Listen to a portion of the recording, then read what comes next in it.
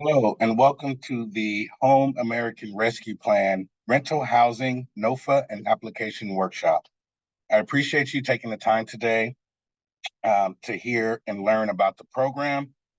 It's been years in the makings, and we can't wait to share it with you.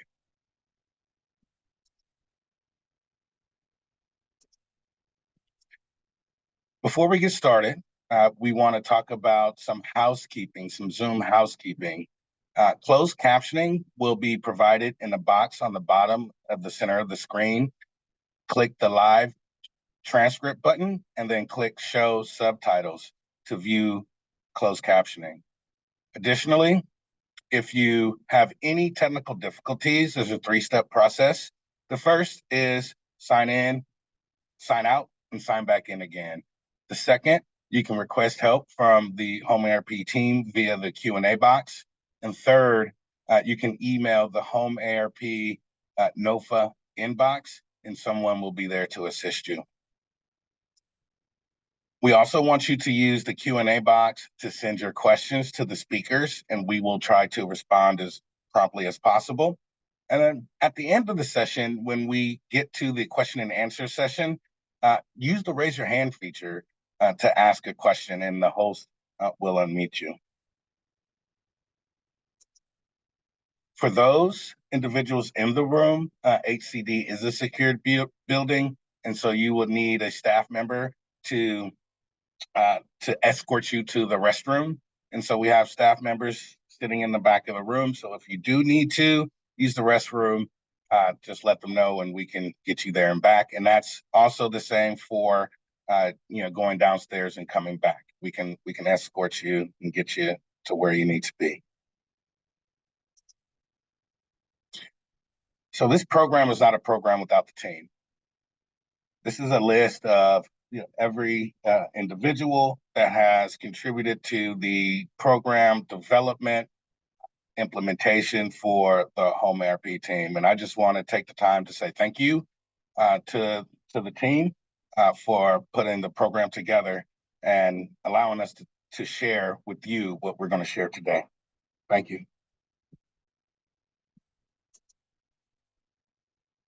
So we're going to go over a lot of information today, but we're going to start with the program background, as the Home ARP rental housing program is a part of a larger Home ARP initiative to reduce homelessness and increase housing stability in California. Then the team will take you into the specifics about the rental housing program, and it will close out, as I mentioned before, with the question and answer session. The Home ARP program was born out of the American Rescue Plan in 2021. Nationally, Congress made $5 billion available to reduce homelessness and increase housing stability. Of that $5 billion, HCD was allocated $155 million to serve non-entitlement areas in California. Non-entitlement areas in California are typically cities with less than 50,000 people and counties with less than 200,000 people. All Home ARP funding is intended to serve California's most vulnerable population.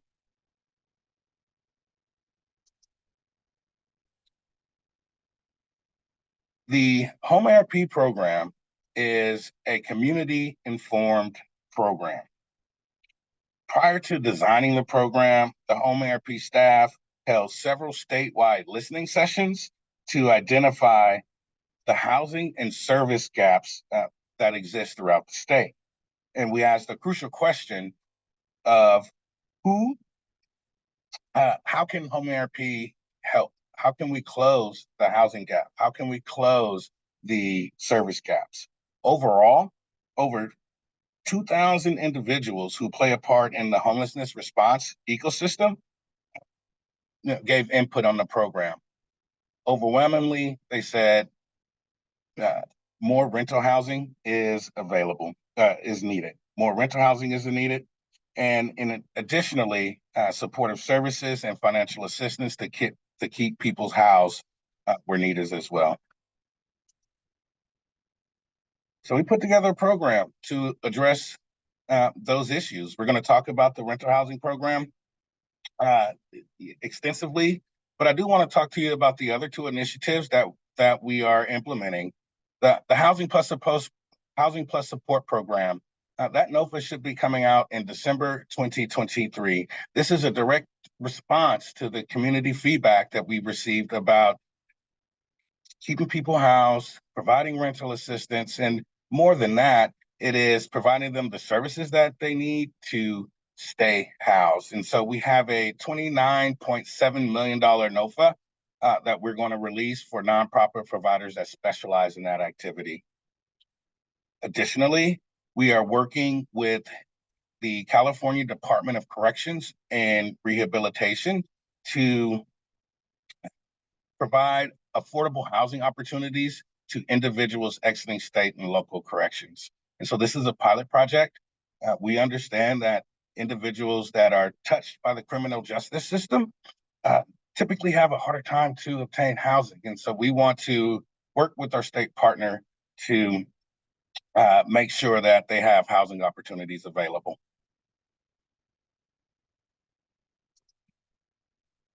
So back to why we are here today, the Home ARP Rental Housing Program. The purpose of the program is to increase housing stability and expedite the creation of affordable housing across California.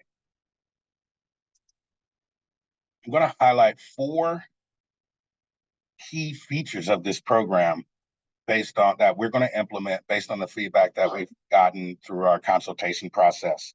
The first, California is in a housing crisis. When in a housing crisis, one needs to act with urgency. We believe this program does. The program will incentivize projects where the Home ARP award will fill the entire funding gap, or where the Home ARP award funds 100% of the project, all to ensure that these projects, once awarded, move to construction quickly. We also want to encourage a diversity of housing types. We understand that a 60-unit multifamily project, and that's the average size of a project that is awarded by the department in totality, may not be the right fit for every community, especially in California's rural and tribal communities. So additional points will be given to projects that have 30 units or less.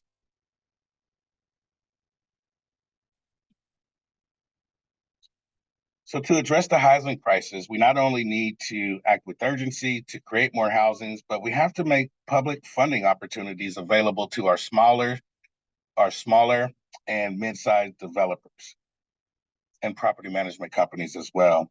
And so the program aims to do that by making the experience requirements as a part of the minimum requirements instead of being a scoring requirement. So we want to score our projects based on solely the merits of that project. And lastly, we've simplified the application process.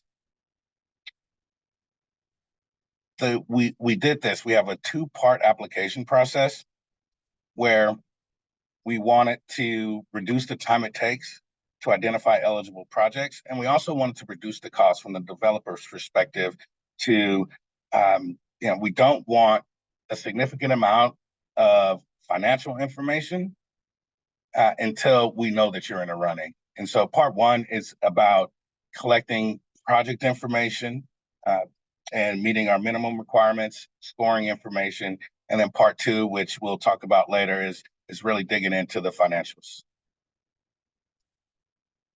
So I'm going to pass it to Ethan to talk about the timeline.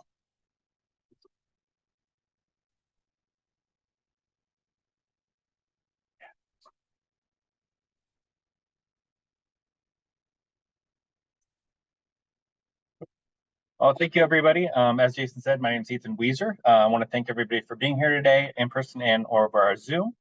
For this portion of the presentation, I'm going to be going over the timeline, the funding, loans and grants, and our geographic targets. This slide shows a very basic timeline. There's some nuances to this timeline, but these are really the key dates for you to know. So our applications open on October 30th with our NOFA release. The deadline for application due dates for non-tribal applicants is February 12th. And for tribal applicants, it's March 6th. And then we're anticipating making award announcements in August of 2024. Applicants can apply for a total of $20 million of assistance per project. The maximum will include the capital loan or grant, and as well as any operating subsidy requested by the applicant. Please remember, though, there's a hard cap of $20 million per project for this program in total funding assistance. For the per unit subsidy max, we're going to be using the 2023 TCAC threshold basis limits, which varies by county, so I can't really show you a graphic of it, but it is at the very last page of the NOFA. So if you're online and have it downloaded, you can just scroll all the way to the bottom, and there's the threshold basis limits if you're not familiar with them, or they're in the last page of the packet if you're here in person. As I said, applicants can apply for a total of $20 million of assistance. The maximum includes the grant as well as the operating subsidy, which we'll also call the coster. But there's a hard cap of $20 million. So there's the coster is 40% of the total grant or loan requested amount. So for example, if an applicant was requesting a $10 million capital loan or grant, they would be eligible for an additional $4 million in operating cost subsidy. So that's a total of $14 million for that project under the $20 million cap. If the applicant was requesting, say, $18 million in a capital loan or grant, although with the 40%, they would be eligible for 7.2, but because of the hard cap, they would only be able to receive $2 million in operating subsidy for a total of $20 million.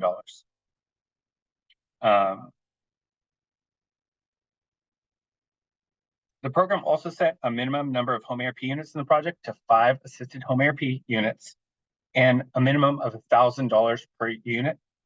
So the smallest the project could be would be 5 units at $5,000 per unit. So a 5-unit, $5,000 project would be the smallest project we could fund.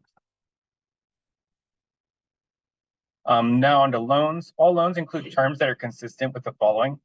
Loans must not exceed the maximum per unit subsidy as published in the NOFA. The loans won't bear interest unless the department increases this rate pursuant to Health and Safety Code. And loans must have a term equal to the minimum compliance period.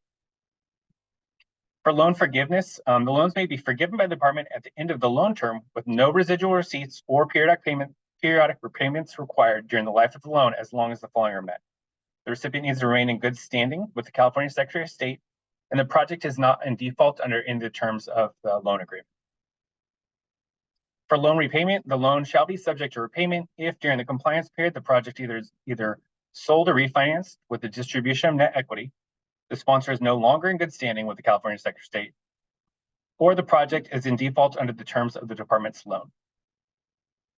For capital grants, grants have an initial term equal to the compliance period with no residual receipts or periodic payment requirements during the life of the grant as long as the following are all true. Grants must not exceed the maximum per unit subsidy as published in the NOFA, and the project is not under default under any terms of the department's grant agreement. One of the things we try to do is we created some geographic targets. Home ARP tried to balance our limited amount of funding with an equitable geographic distribution of funding. What we did was we used the point in time count, and we created 2 large geographic areas roughly equal to Northern and Southern California. And in addition, we're also committed to trying to fund a rural and tribal project. Here's a graphic of what that Northern and Southern regions are. And then here's our funding target. Remember, these are targets though. So what I want to clarify here is that we are willing to fund up to the maximum amount, $20 million for both rural and tribal. So if we get an applicant, the highest scoring applicant is $20 million for tribal. We're committed to funding that project fully. This may impact the Region 1 and Region 2 awards a little bit. So there may be a little bit less available in those depending on the highest scoring applicant. Awarding of applicants. So funding awards will go to the highest ranking applicant in each target category. And the department will utilize unused funds within each target to fund applications based on score, the ability to fund an application, and geographic equity, irrespective of the applicant's target category. And next, I'm going to pass it over to Cheryl, who's going to talk about eligibility and eligible use of funds.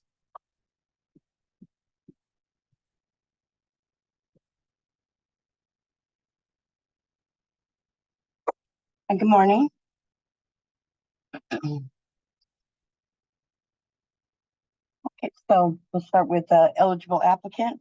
An eligible applicant is any organization, agency, tribal entity, or for-profit or nonprofit applying for funding as an owner or developer on their own or with another entity.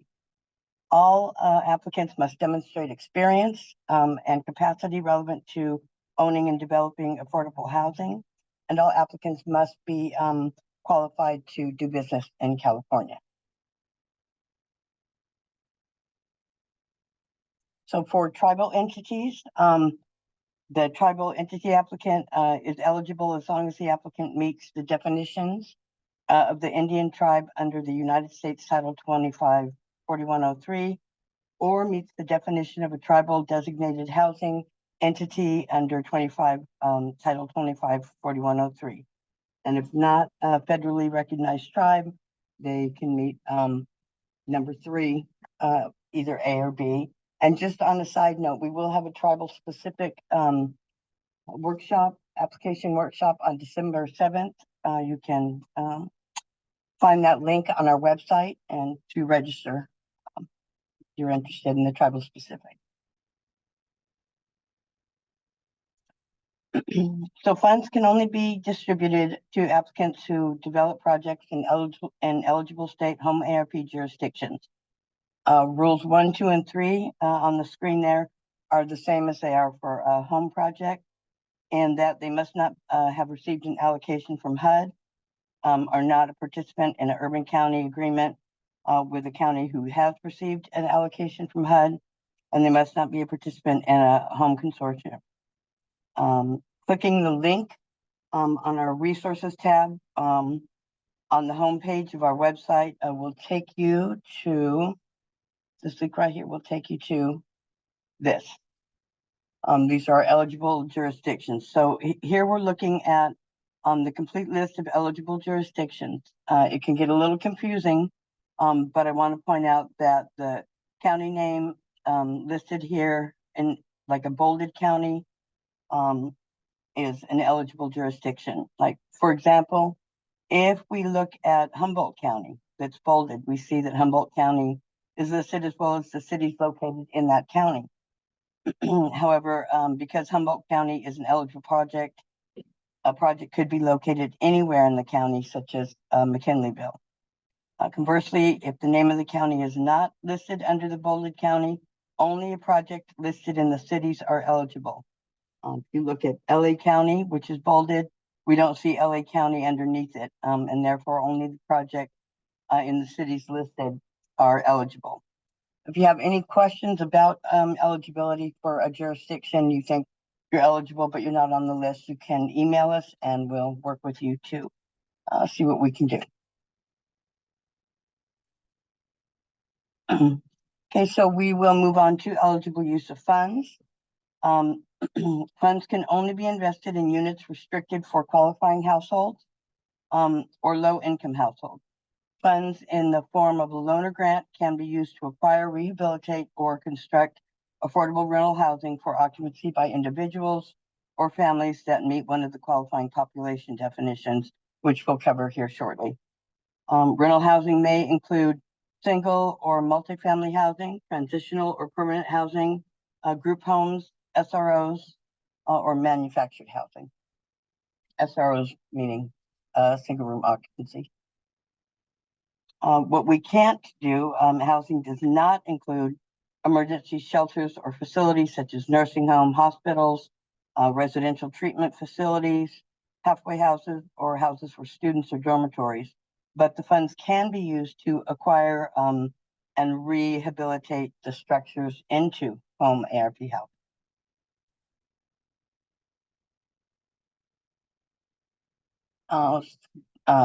Eligible developmental hard costs. So eligible developmental hard costs include actual costs of constructing and rehabilitating housing. This includes costs to meet new construction and rehab standards, costs to construct or rehab laundry or community facilities, to make utility connections or site improvements in accordance with 24 CFR 92206, and in connection with acquisition, standard housing, and to acquire improved or unimproved real property.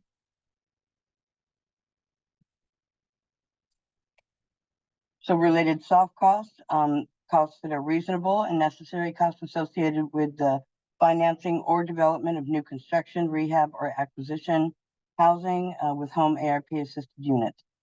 These can be costs for architectural engineering or related professional services, costs to provide affirmative marketing or fair housing information services, or costs of an environmental review, and costs related to payments of loans and relocation costs.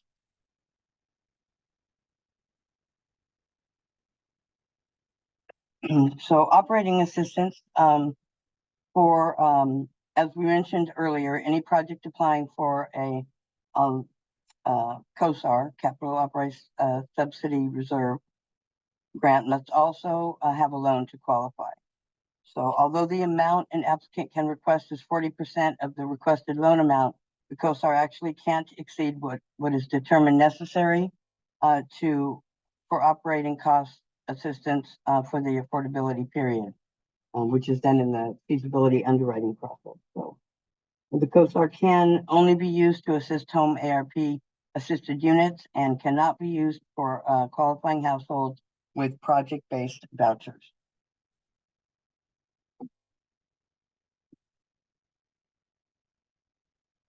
So operating costs can be used to cover an operating deficit associated with home ARP units for qualifying households. Eligible costs can include administrative expenses such as payroll, employee education, training and travel, housing admin, goods and services, or property management fees associated with day-to-day management of home ARP QP units. Insurance, utilities, maintenance, advertising, and general admin costs are also. So the COSAR must be based on the analysis of the project and must be in a separate interest-bearing account. If the project will not continue to serve the qualifying population after the minimum compliance period, the balance remaining in the operating cost reserve must be returned to HCD.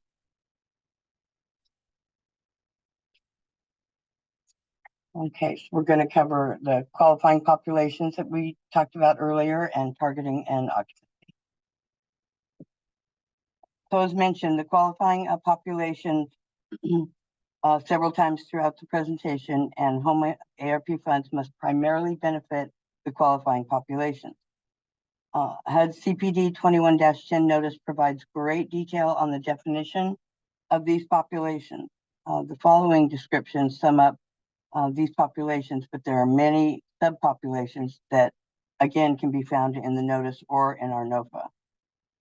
Our QPs will be homeless, at risk of homelessness, of fleeing or attempting to flee domestic violence, dating violence, sexual assault, stalking, or human trafficking, housed due to temporary or emergency assistance to prevent homelessness, housed and have an annual income that's less than or equal to 30% AMI and experience severe cost burden, or housed and have annual income that is less than or equal to 50% AMI and meets the conditions of the at-risk of homelessness definition.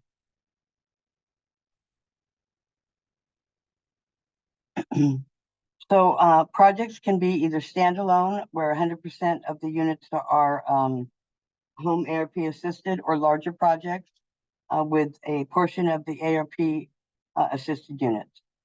This is to improve project feasibility and maintain long-term viability with the units for QPs. The sponsor may invest funds in units that are not restricted solely for the QPs, but rather made available to low-income households.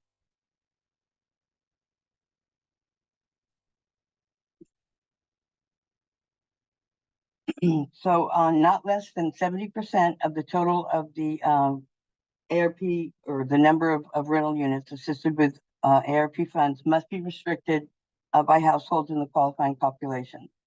And not more than 30% of the rental units assisted with home ARP funds may be restricted to low-income households. Again, units restricted to low-income households are only permitted in projects that include assisted units for the qualifying population.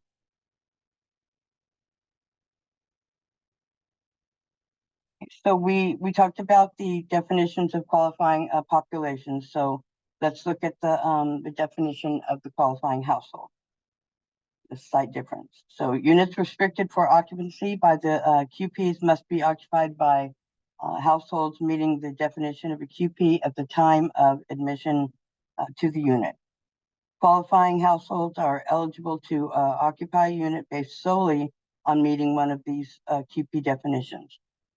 Occupancy is not based on a person's income, but rather their qualifying status by meeting one of the QP definitions. Income determination is only required when it's necessary to determine household contribution to rent or establish eligibility for another funding source. So for low-income households, at initial occupancy, low-income households must meet the definition of a low-income household, meaning families whose annual income does not exceed 30% or AMI. Also note that, 80% AMI. Also note that ARP units occupied by low-income households must not exceed the high home rent limit. And we're going to turn it back over to Jason to talk about referrals, preferences, limitations, and tenant selection.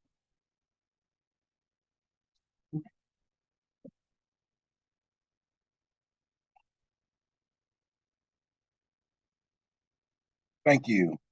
So this next section, we will summarize how tenants will be selected. It's important to note that HUD views all of the qualified population as equally important. And what this means is an individual who is experiencing homelessness needs to have the same access to home ARP units as someone that is housed or in severely cost burdened. They all must have equal access.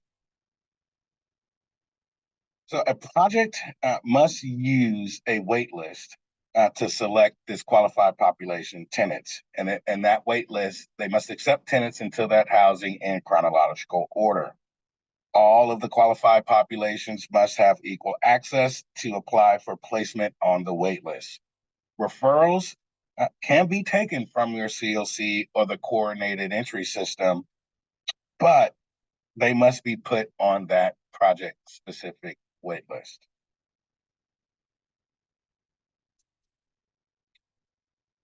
So now I'm going to talk about preferences. If a project is required to prioritize a certain qualified population or subpopulation, we want to work with you to establish a preference for the project. A preference is used to establish an order in which applicants are admitted to housing where the identified qualified population or subpopulation of the qualified population is moved to the top of the waiting list. Preferences do not exclude certain qualified populations and does not make anyone eligible who was not otherwise eligible for home ARP assistance. So essentially, preferences, if you have a preference for a certain subpopulation or qualified populations, they're moved to the head of the list.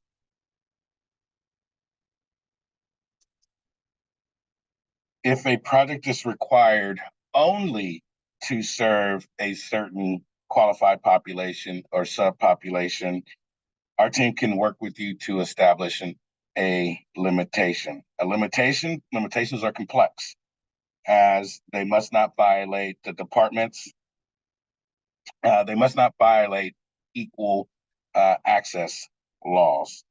So we have to make sure that we're not discriminating against certain individuals, and we're not violating any non-discrimination requirements, including the Fair Housing Act, the Civil Rights Act, Rehabilitation Act, and Americans with Disability Act. So the key difference is a preference moves a subpopulation or qualified populations to the top of the list. A limitation excludes other qualified population and makes the unit only available for one type or two of the qualified population.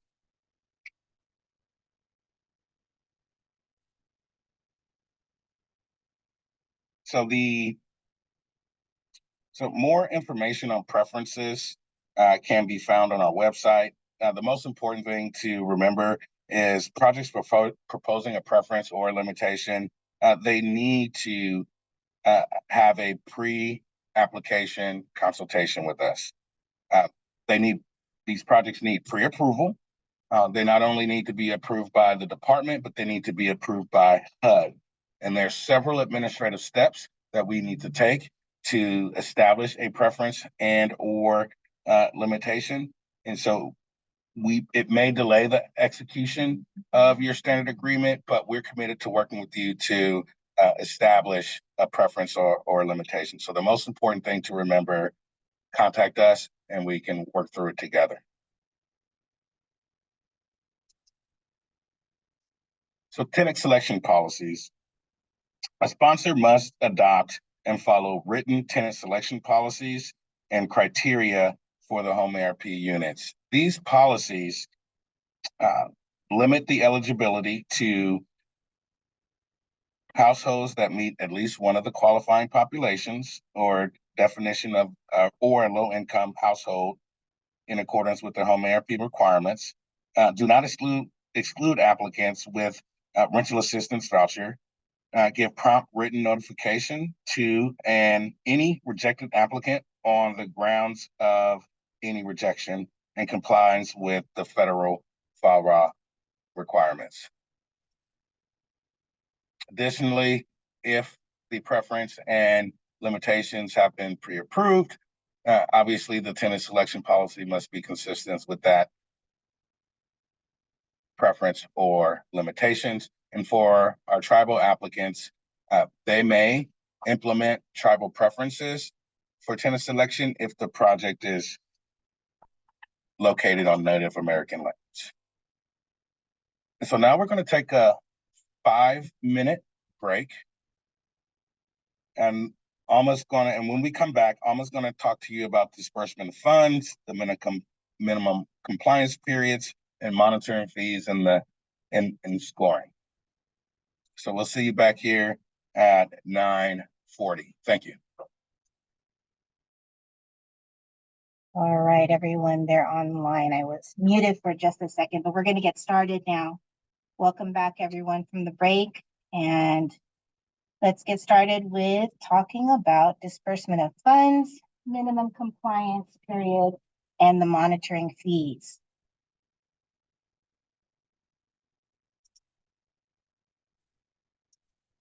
All right.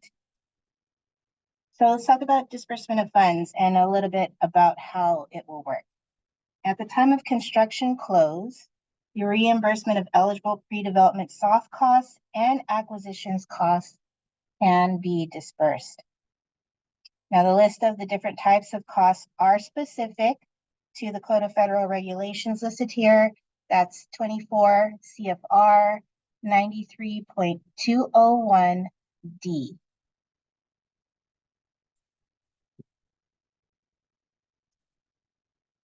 Now, during the construction period, program will hold back 10% until the project is completed. And the disbursement for the construction costs will be dispersed or reimbursed, the construction costs will be reimbursed. However, it's based on the percentage of what's been completed on the project. Now, the program funds shall only be dispersed to the project owner following two things. One, a fully executed standard agreement. And two, when the programs receive the request for funds, or what we call RFFs, from the project owner. And when we get to permanent closing, that's when we're going to see, that's when the project owner is going to see the final disbursement and retention. Now to the minimum compliance period. All program assisted units must comply with the CPD notice requirements and will be held under compliance with a minimum affordability period of 15 years. See, it's bolded there. Remember, 15 years. Now there will be another 15 years tacked on for the state compliance period, totaling 30 years, unless, now remember this, unless the project owner can prove the project's not at risk of a turnover to market rate units in the latter 15 years, which the owner will have to prove by way of a reg agreement, a regulatory agreement, affordable housing covenant, or another legitimate demonstration of proof. Now, another nuance is that for a project that has project-based rental assistance, or PBRA, is under contract and is awarded with home ARP rental, their minimum compliance period will be the greater of the two terms. So housing assistance payment contracts are generally 20 years. Home ARP is 15 years. It would end up being a term of the 20 years.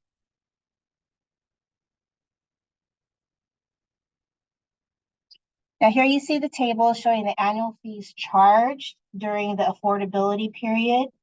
Now, if you want a deeper dive into that, access the CFR listed here. It's a long one, but go ahead and take a look at that CFR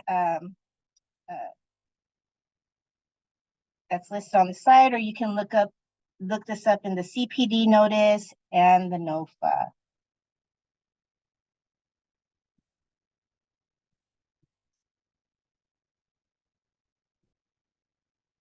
All right, now we can move on to the exciting two-part application process. Now, our team created the application in a way that would allow for uncomplicated entry, ease of upload for documents, initial threshold and scoring, and a simple way for a program to communicate with the applicant at the time of feasibility, hence the two-part application process. Now, this process is low barrier for all applicants. Our application was created using Neighborly software, which is where all the applicants will go to submit their applications on the participant portal of the Neighborly application. Part one of the application, the main focus is for the applicant to demonstrate they meet the minimum requirements. We wanted to minimize the need for the back-end documents, applicant documentation to be uploaded at part one of the application submission. Now, our staff will review part one submissions. The applicants are then scored, and those that are scoring the highest are invited to move on to part two. The feasibility portion, that's part two. Now, applicants that did not move forward from part one, they do get the chance to appeal at this point. And you could take a look at the NOFA for more information on how that works. Now, once the applicants that make it through and they start part two of the application process, they have 45 days to complete this portion and submit part two of their application. During the part two process, applicants must complete filling out the feasibility Excel workbook and upload all the required documents.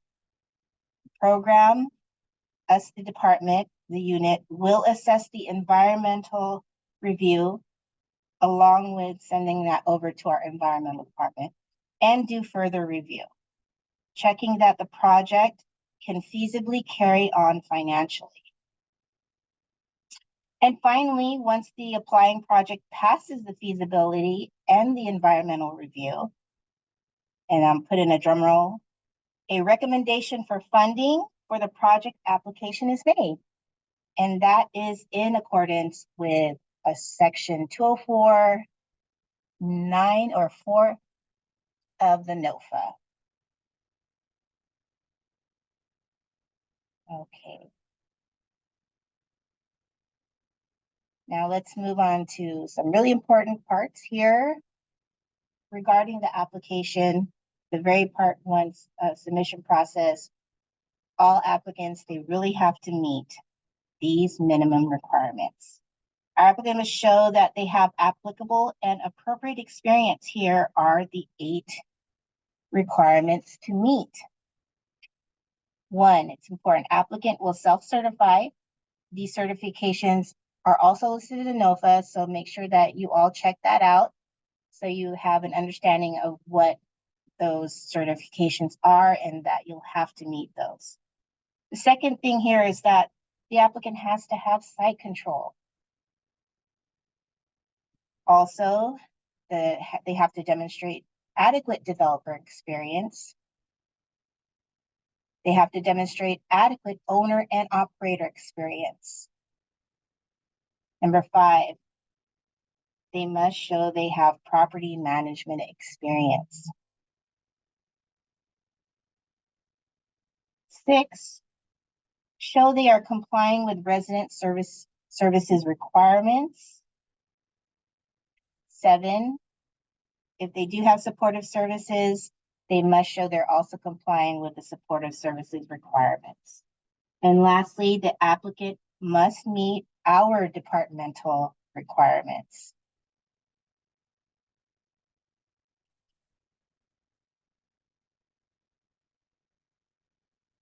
Now, the first requirement I mentioned was certifications. The applicant will certify they are, and let's go through this, 1 through 7. They're certifying that if they are a local public entity, the applicant is in compliance with the state housing element law. Number 2, all of the units that are assisted are going to be occupied by the qualified populations or the QP low-income households that are also qualifying. 3rd, that the applicant is eligible as defined in our NOFA.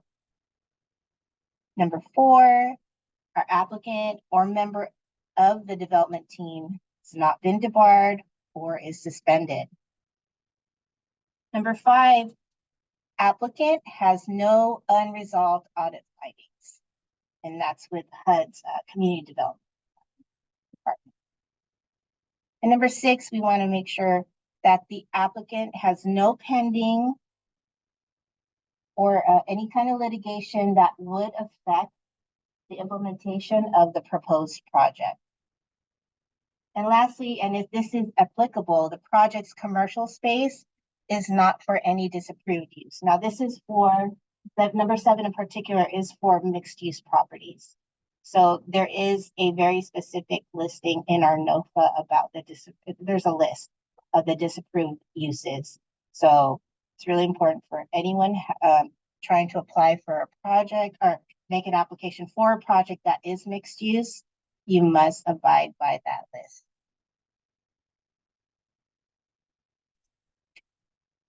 Okay, the second thing here we're talking about as far as the requirements is site control. Now,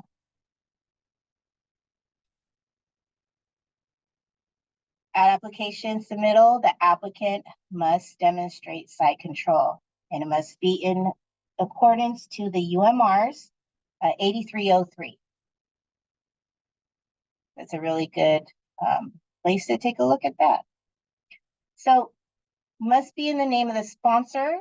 Also, the site control must be in the name of the sponsor, which is our applicant, or the developer, or controlled by the applicant. Hey, what is going on? There you go. Are controlled by the applicant demonstrated by, these are the following things that they can show proof of. Fee title, or a leasehold interest, or an enforceable option to purchase. A DDA, I'm sure you guys are familiar with that, disposition and development agreement, or agreement giving the applicant exclusive rights to negotiate for acquisition. And the last most common way is to show a land sales contract. Now we're going into the experience sections. There are three. We have the developer experience, we have the owner operator experience, and then we're going to talk about property management experience. Now, these are very specific. Again, there are certain criteria that the applicant developer must have in order to meet this minimum threshold of experience. So for here, it could be the developer, the co-developer, and or the general partner. Three pieces here is that they have to have developed at least 3 affordable housing projects within the last 10 years. Now, at least one of those projects must be HCD or TCAC regulated. I really want to make that clear. One of them has to be HCD or TCAC regulated. And then at least one project must be serving RQP, so homeless, chronically homeless, or special needs populations. Now, these projects must be comparable in size and scope to the project that's of subject. And this, what they'll provide us is a professional resume reflecting developing affordable housing experience within the past 10 years. The resume is going to include those 3 projects that were listed. And they're in the experience section, they're going to include the regulatory agency. Now that's if applicable. They're going to include their population served, the housing types, and also the scope and size of that project. So that was for developer experience. Now we'll move on to owner operator experience. Again, the criteria are very specific. Here for the owner operator, it must be the applicant, which also would be the project owner. They must show that they too here, which mirrors the developer experience, they must have owned or operated at least 3 affordable housing projects in service for the at least 3 years and no more than 10 years prior to application due date. Sounds a little bit confusing, but it's 3 projects in service for at least 3 years, no more than 10, and that's prior to the application due date. Now, again, mirroring the last criteria of the previous, one project must have been regulated by TCAC or HCD, and at least one project must also be serving our QPs, homeless, chronically homeless, or special needs populations. Now, these projects must be, again, comparable in size and scope to the proposed project. And we also must show, they must show that they have capacity to own and operate the project. And when we talk about capacity, we're talking about being able to have adequate staff, capital, assets, and other resources to meet the operational needs of project and maintain fiscal integrity. They need to be financially stable enough to run this project with all the administrative needs and operational needs. Now, again, we're going to require the owner operator to submit to us a professional resume reflecting their experience operating the affordable housing projects during those past 10 years.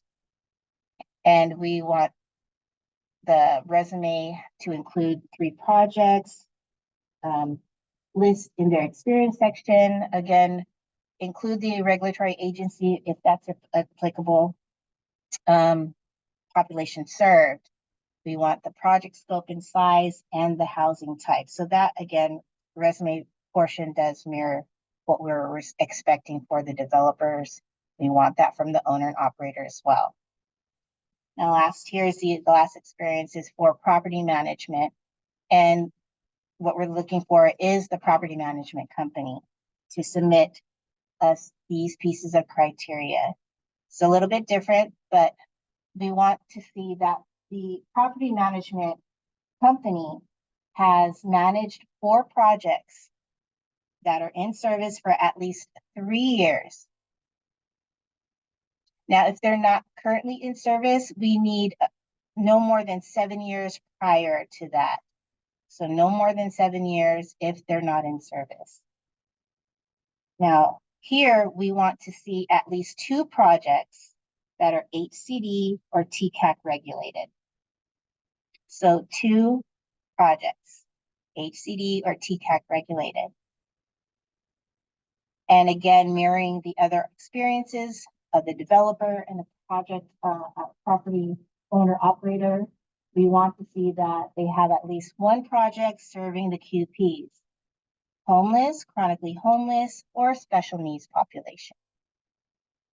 Again, for the experience, we're going to request a professional resume reflecting property management's experience, managing the affordable housing projects during the past 7 years. And the resume, of course, will include the 4 projects. In their experience section, we want to see the population served, the project scope and size, and the housing type. And again, include, if they're applicable, the regulatory agency they're working with. Now, moving on, we have resident services. Now, resident services, we're looking for the resident services coordinator. We want them to be on site. They must be on site. They can't be working off site at a different office. They must be on site at that project. Now, the criteria we're looking for resident services, we need to see either an agreement, an MOU, or a letter of commitment from that provider. They're going to outline the supportive services scope of work, show us their staffing, and what the budget's going to look like. Now, in that plan, it has to include a quarter full-time equivalent FTE on-site service coordinator or staff for every 50 units in a project. We need 1 for every 50 units. So if there's a 100-unit project, we need 2 on-site coordinators. Now here, information that's adequate. We need to see information that's adequate to determine the feasibility of the resident services during the term, of the regulatory agreement. And lastly, staff will evaluate the agreement to determine if they meet the minimum requirement for resident services. Now, for supportive services, it's not mandatory for the project to have supportive services. So I'm going to read this word for word in red. Supportive services not required for a project. However, if a project does have supportive services, the lead service provider, or LSP, must have at least 2 years experience and an MOU or agreement or a letter of commitment. Those must be submitted at the time of application submittal to pass threshold. So we're not looking for, as if you have supportive services, we're not looking for this information come feasibility. We need this immediately when you're ready to submit your application for part 1. Okay, and what we're looking for as far as the project team member, it will be the lead service provider. We need for criteria, at least 2 years experience again, 2 years experience serving our QP, the homeless or at risk of homeless populations. Again, we're going to request the MOU. You must submit that at application, and the signed agreement between the developer and the lead service provider. We'll need that signed agreement by construction loan closing date. So again, that's a little bit later, but we will need that by that time. Now, the last part of the 7 pieces of what we're looking for as far as application requirements. The additional application requirements are those listed in our NOFA. Again, these are pretty specific and they are just as important as hitting the threshold requirements. So all those applicants or potential applicants out there, keep those in mind. These are just as important to meet as those that are needing to meet for the minimum threshold. So that again, project narrative needs to detail the scope and work of and the financing. We need to see project milestones, construction costs, info to determine if all the requirements are being met. We need copies of firm written commitments for the project, EFCs, enforceable commitments. And lastly, adequate information to determine capacity. Make sure you look up the NOFA for all our additional requirements set by the department. How's everyone doing in here? Good? Yes? Everybody online doing great? Let's keep on going. All right.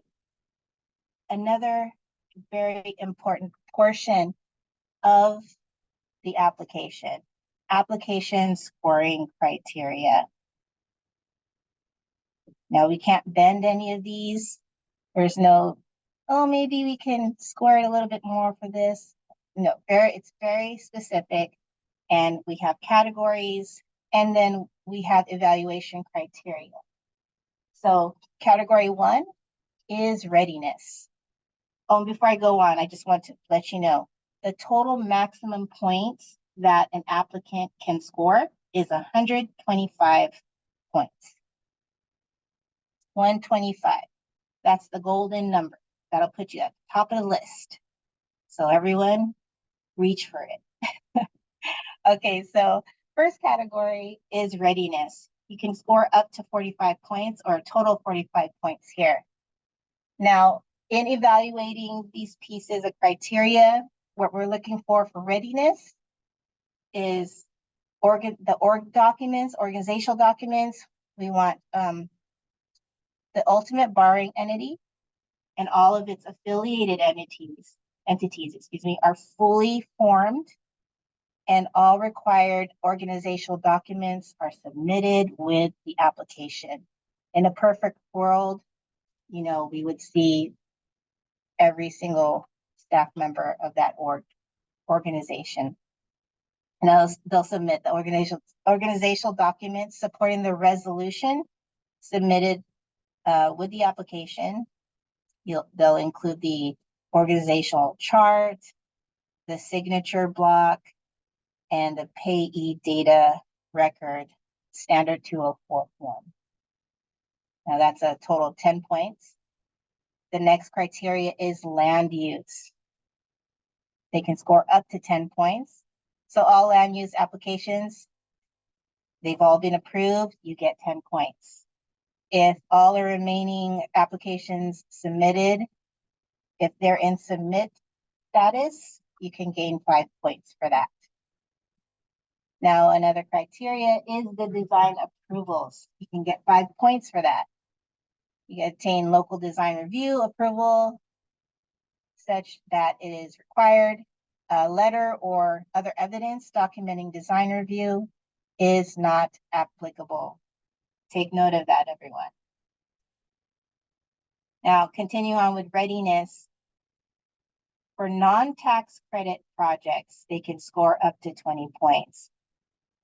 So in this category for non-tax credit projects, if a tax credit is a part of the project's construction or permanent financing, the project receives 0 points for this category. Okay, so this is just for non-tax credit projects only. Now, to receive points in this category, we were talking about those firm commitments, the enforceable funding commitments, plus the requested home ARP award. It must equal 50% or more of the total development costs. This information is in section 5 of our NOFA.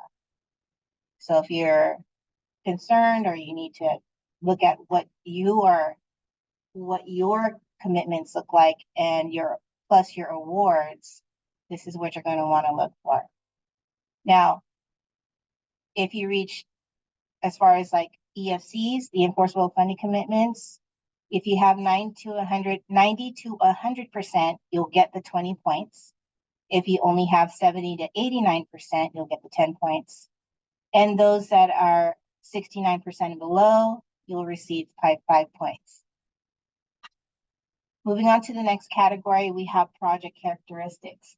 For project characteristics, you have 30 points available that you can maximize on.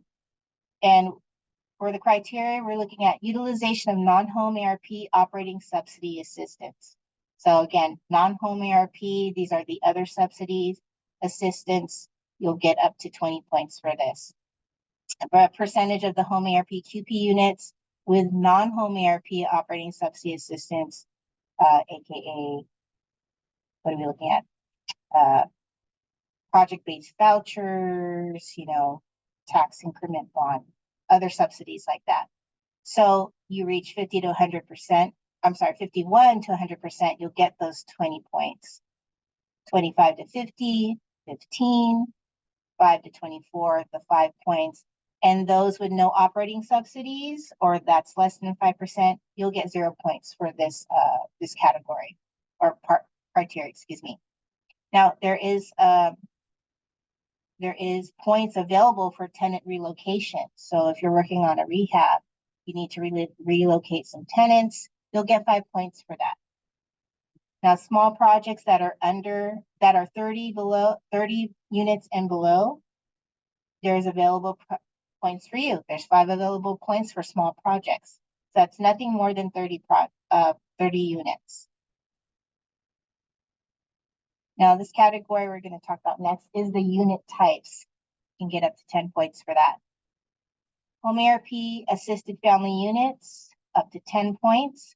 We're looking at family units designated for home ARP qualified populations, meeting one or more sub-factors, which are listed here. So for 2-bedroom units, you get 2 points for each 2-bedroom units. Now that's just up to 4 points. Those that have 3-bedroom units, you get 3 points for each 3-bedroom unit, and that's up to 6 points.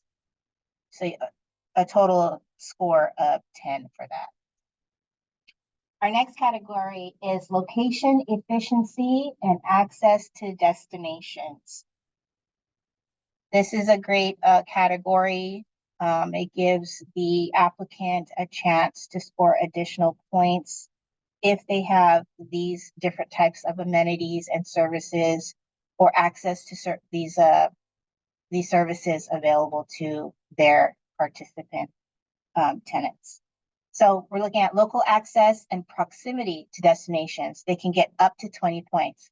Now I'm going to read off directly here. Local access refers to reasonable access and proximity to amenities, public transportation, or other services. Now the applicants must provide a map demonstrating proximity to be eligible for respective points. So basically, they're just going to open up Google, show us the map, get that PDF, include that with their application, and they're going to upload those in their application. So 4 points for public transit, 2 points for a full-scale grocery or supermarket, and 2 points for the hospital or a med clinic. And if it is, they must accept Medicare and Medi-Cal. They'll get 2 points for that. Proximity to public school, child care provider, a pharmacy, and the pharmacy can be in that grocery, so you get the additional 2 points. Public park or community center, and a library, 2 points for each of those that I mentioned. So for all applicants, think about what you're going to do for this portion. You can make those available to the project tenants. You'll get those additional points. That'll put you in front of the line. Again, here for location efficiency and access to destinations. Continuing on, we're this criteria is for projects in disaster impacted jurisdictions. They can gain 2 points. So projects located in disaster declared areas, and this is pursuant to the HUD memorandum date of May 17, 2023. I won't read it off here. You can see the declaration and the title, where it sits. If you need more information, you can check out the amended information under FEMA.gov. And there's a table available there. That's what you're going to be looking for. Not those 2 points. And lastly, the category for supportive services. This is a big point gain for applicants that have supportive services. Remember, we have to show the applicant must show that they have 2 years experience. I can't say enough about that. And that they're serving the homeless or at risk of homelessness population. And they need to provide, again, their supportive services plan and their MOU. And lastly, that agreement, the signed agreement, it doesn't have to be provided at application submission part 1, but we need it at construction close date.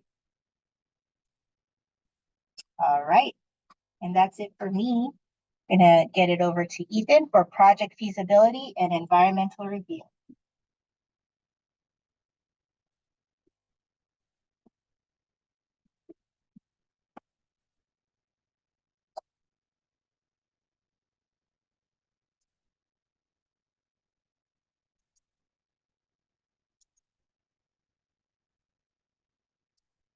Thank you, Alma. Hello again, everybody. Next, I'm going to give you a quick overview of the part 2 of the application process, which we will cover the project feasibility and environmental review portions. Part 2 will take place after the March 6th application deadline has passed and once Home ARP staff has rated and ranked all qualifying applications. All applicants will be notified if they did not pass minimum requirements and receive their project scores, and will have a 5-day opportunity to appeal HCD's findings. Once we're through the appeals process, the highest scoring applicants, which are those that are likely to receive a reward, will be invited to complete part 2 of the application.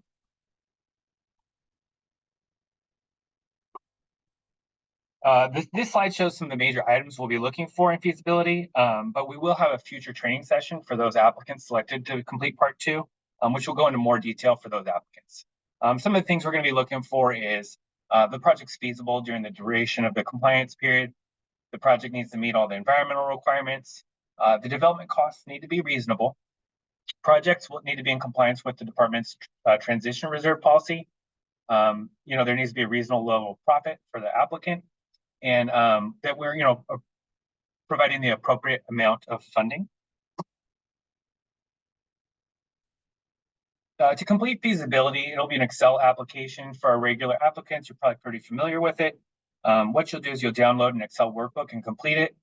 It'll capture, a lot of information, such as details on the proposed project. And we are trying to, not have you repeat the whole application process you're doing online.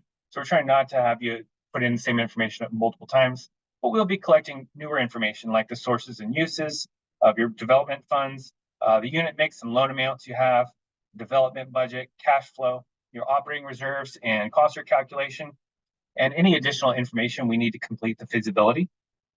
Applicants will have no less than 45 days to complete the Excel workbook.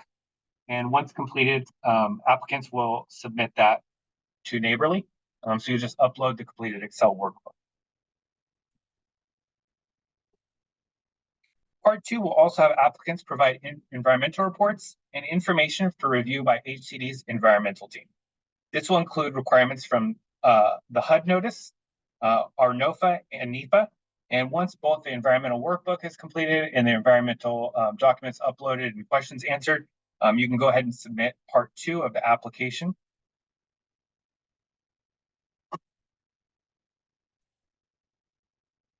And then next, how to apply. This is the exciting part. So in order to apply for the program, what you're going to do is just go to hcd.ca.gov click on the grants and funding. Then you'll click on programs active and then select the Home American Rescue Plan. And you can see here on our website is the apply now button. I know it's grayed out on this presentation, but it's an active link now as of October 30th.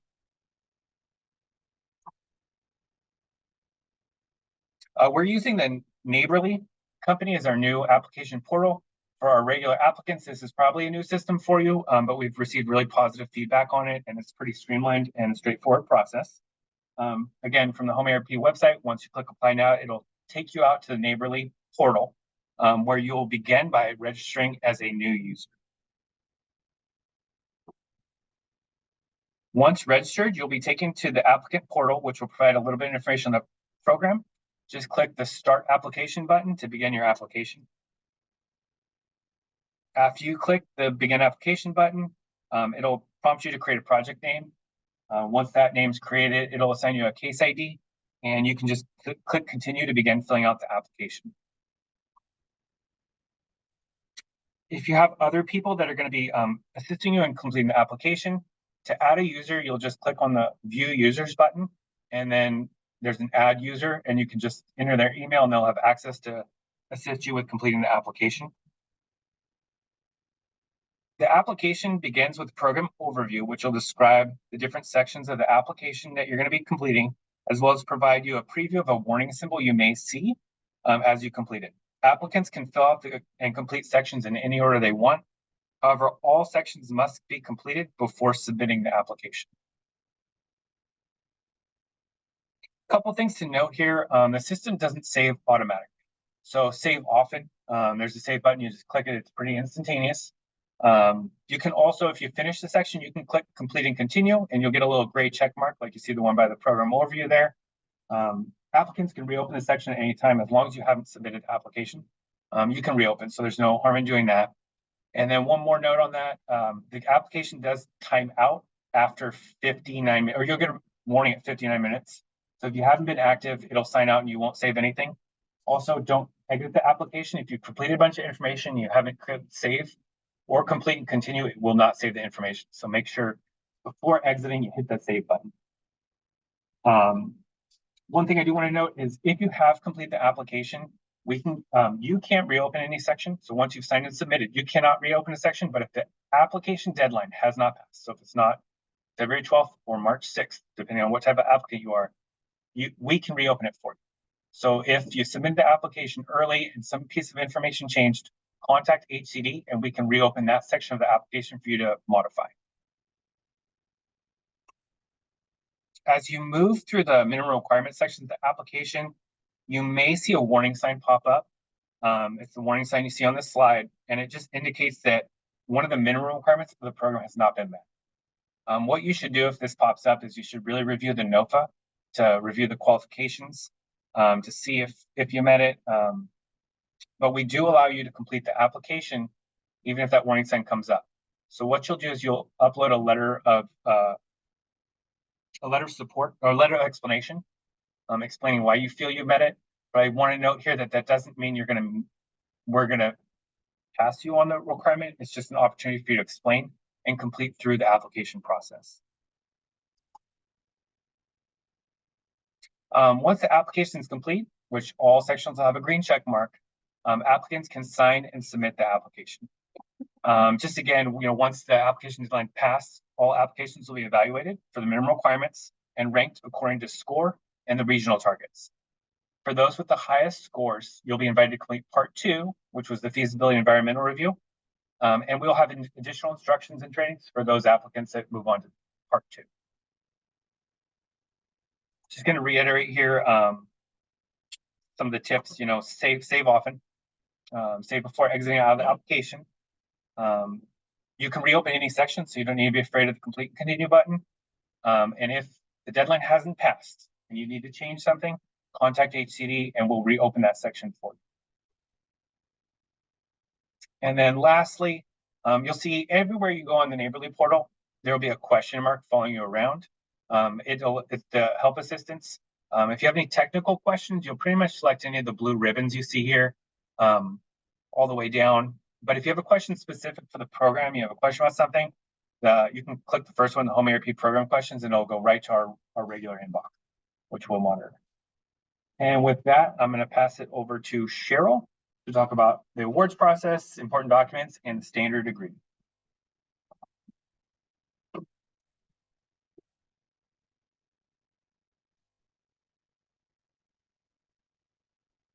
Hello again. So this is just that we're going to go through this kind of quick. Just a few important things we want to note.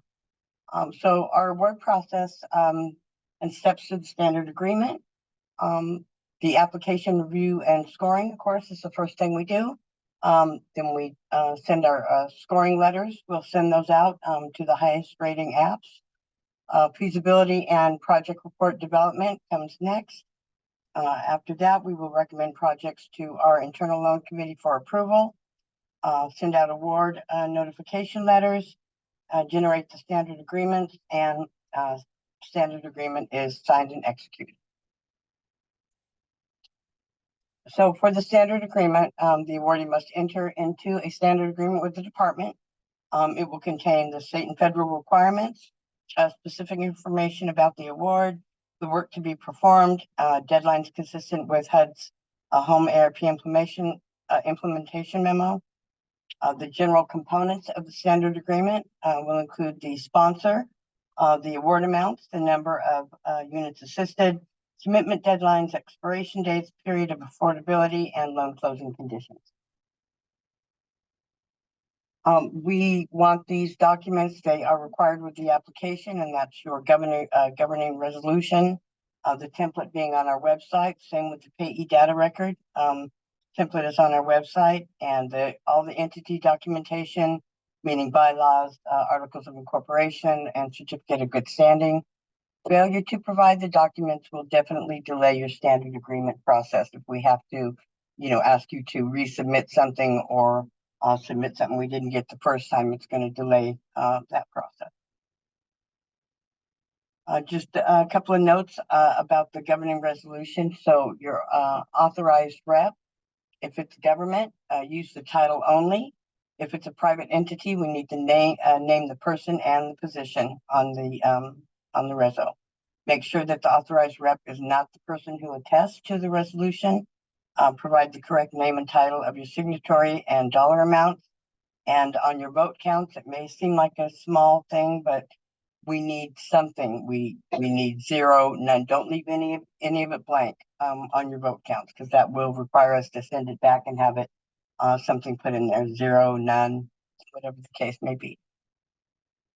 The payee data record again is on our website. You want to make sure that the bottom part where the red arrow says HCD is going to be, it has to be filled out with our information. This one doesn't have it, but when you pull it up on the website, make sure that the one that you submit to us has that bottom part filled in with our information. If it doesn't, you can contact us and tell us, hey, this one doesn't have it, or where do I get it? And we'll provide that to you. But that's the one we need submitted. Again, your org docs is just a list of what's required. Incorporation would be the articles of incorporation, including amendments, the bylaws, authorization, resolution, certificate of good standing, the signature block, payee data record, evidence of tax exempt status, and evidence of tax exempt status from franchise tax board. Both of those are, if applicable. LLC, articles of organization, certificate of amendments, if applicable, operating agreement, authorizing reso, certificate of good standing, organization docs, signature block, and payee data record. For a LP, it would be certificate of limited partnership, amendments to the partnership, the resolution, certificate of good standing, limited partnership agreement, signature block, and the payee data record. And lastly, we want any changes that happen in your organization before we submit the standard agreement. If you give us an application with the name of your CEO and that changes before we drop a standard agreement, we need to know what that change is. So make sure that you contact us through our inbox for any changes that occur. And I believe now we're going to open it up for Q&A. So I'm gonna take a step aside and our fearless leader, Jason, will take over.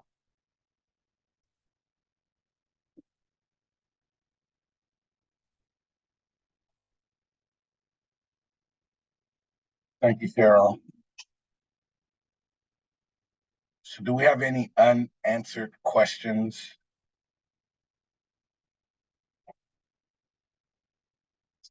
Or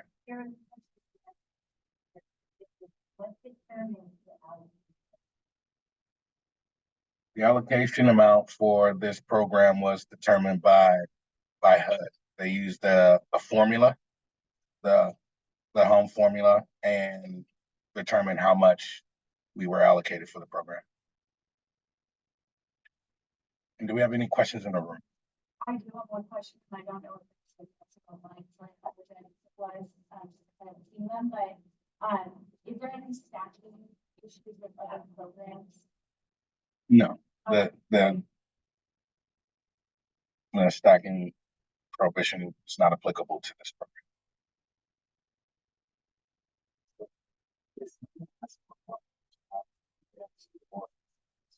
Okay. So first one from the chat. Everybody, is there a deadline to start? The deadline to start construction is 12 months after execution of the standard agreement.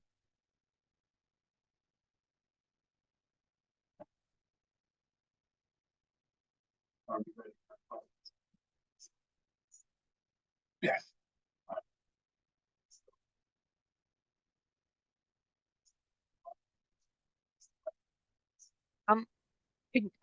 I had a question about if we have to form a separate single asset entity, or if we can use a corporation that also owns multiple affordable housing projects.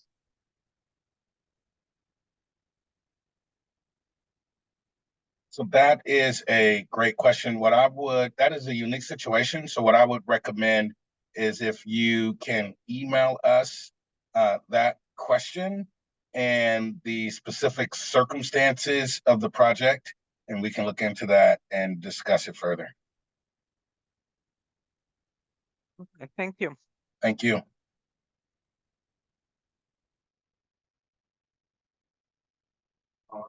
Yeah, one.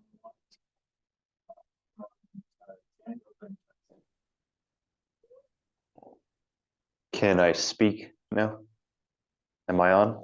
Can you hear me? Yes. Great. So when it comes to the supportive services, it would be great to be the lead service provider on this project. So to get the points in that area, do we submit a supportive services plan? And I mean, we could create an MOU for ourselves, or does it have to be a third-party supportive services provider?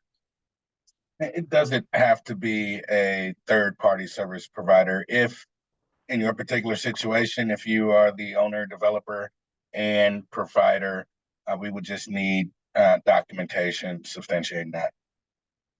Okay, so just the supportive services plan then. Correct. Thank you.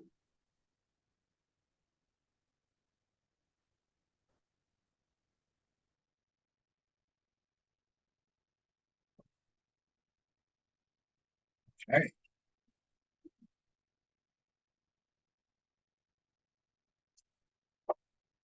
So if there aren't any more questions,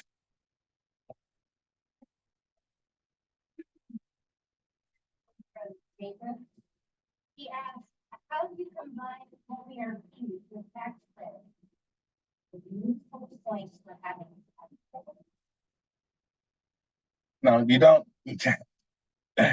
So the purpose of, as I mentioned before, acting with urgency, what we've heard, through our consultation process is, we need to expedite the creation of affordable housing in California. And so what this program is we want to be the last stop. Ideally, we're the last stop for a project before moving to construction. And so that's why we have, developed the scoring criteria. It's intentional. And that's why we've done it, because we want, once you get in a home ARP award, we would like you to start construction. That's the goal.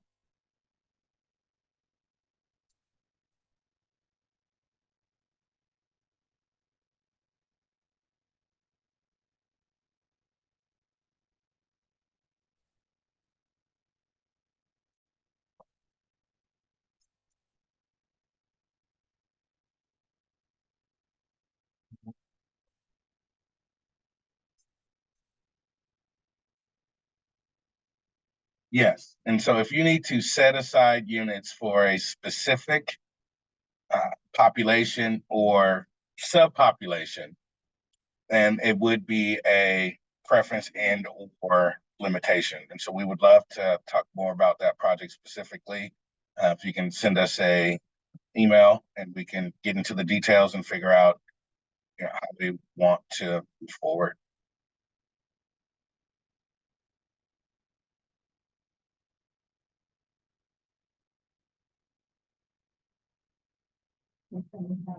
Question in the chat regarding population size, probably one evidence being paid for census size.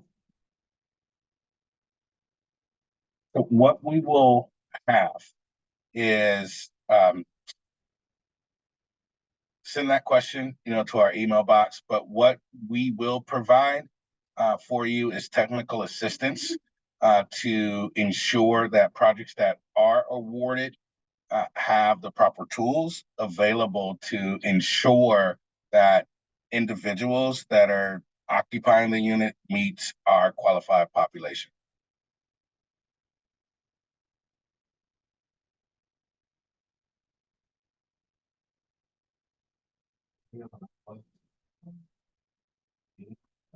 Home ARP award just a COSTAR subsidy for existing operating projects that serve qualifying. The COSTAR piece of this program is only applicable to projects that have a capital loan or capital grant. So there's no standalone COSTAR for this particular program.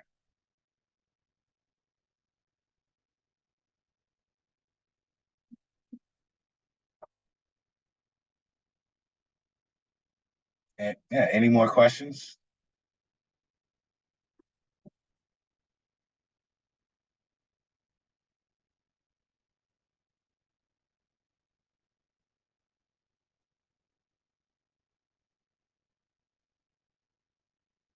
Okay.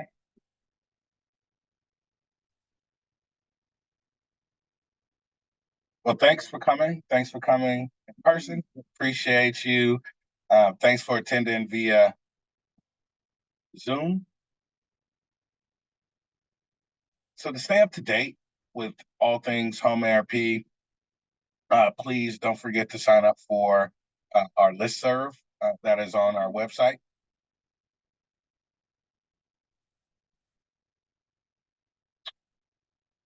And follow us on social media.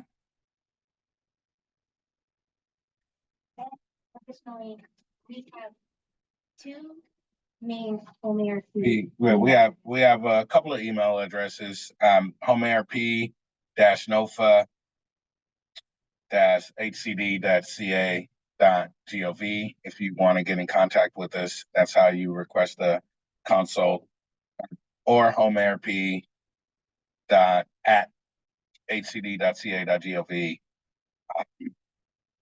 And if you want, for general questions, but just reach out. We'll reach back out to you to answer any questions that you may have. And with that, unless there's no more questions, we're gonna wrap it up.